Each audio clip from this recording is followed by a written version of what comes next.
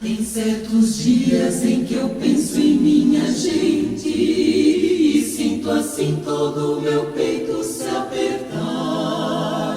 porque parece que acontece de repente, feito um desejo de eu viver sem me notar, igual a como quando eu passo no subúrbio, eu muito bem vindo de trem de algum lugar. E aí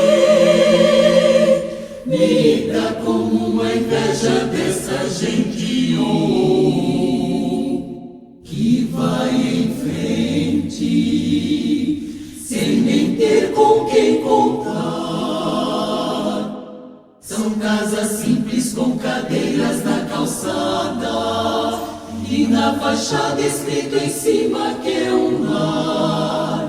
Pela varanda flores tristes e baldias, com a alegria de não ter onde encostar.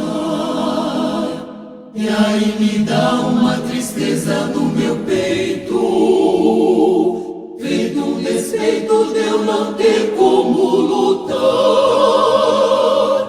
E eu que não creio, peço a Deus por minha gente. É gente humilde.